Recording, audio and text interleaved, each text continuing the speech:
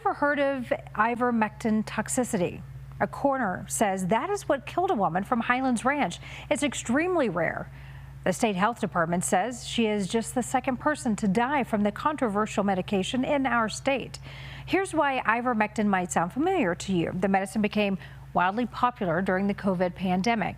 Prescriptions soared more than 70%, and people pushed it as an off-label treatment for the coronavirus, even though it was not approved by the FDA to treat COVID.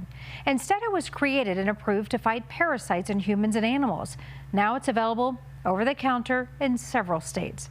Tonight, as your investigator Brian Moss breaks new details on this woman's death, he finds people are still taking ivermectin despite its deadly risk. She lived in Highlands Ranch for 30 years with her husband and had been a respiratory therapist in 4 states caring for patients. But in early August, Mary Duran died under unusual circumstances. According to her autopsy report obtained by CBS News, Duran died from probable ivermectin toxicity, an overdose or misuse of ivermectin. While ivermectin is not listed in this report, the report says there is currently no toxicology testing available for the confirmation of ivermectin. Shireen Banerjee is director of the Rocky Mountain Poison Center. It's safe when used as prescribed. It's not safe when you're using a veterinary medicine that wasn't prescribed to you.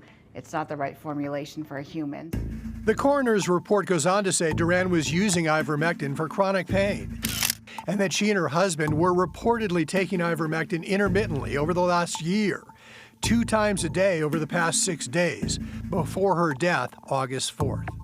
The coroner's report notes that ivermectin was found at the Duran's home. Investigators looked at this container of ivermectin from her home. Notice the box says the medication is for oral use in horses only. Ivermectin to treat parasites in animals is widely available at farm and ranch stores and online, but it's far more potent than what's prescribed for humans. Banerjee says during COVID, calls about ivermectin overdoses doubled. And so people were getting it by the wrong means. They weren't getting a prescription for it, and they were taking the wrong formulations. They were taking veterinary formulations. During COVID, poison control centers were flooded with calls from people who used ivermectin to prevent or treat COVID, took the animal version, and got very sick. I got up in the morning, got tested, and turns out I got COVID. When popular podcaster Joe Rogan got COVID in 2021, monoclonal antibodies, ivermectin. He said he was prescribed a series of medications, including ivermectin. Everything. Even though the government had recommended against it. This is ivermectin. You got this it with right you. Here. Ivermectin can be a very effective medication for parasitic disease. They were taking it because they thought they could cure themselves of COVID. All familiar with ivermectin, the anti-parasitic horse paste that comes in a tube like this. The second dose of ivermectin. Dose 21 of my fiance taking ivermectin. It doesn't smell really like anything. I got the apple flavored one. But despite those ongoing warnings, I'm not really sure exactly how it works. social media is still flooded by people appearing to ingest ivermectin for animals. Cheers.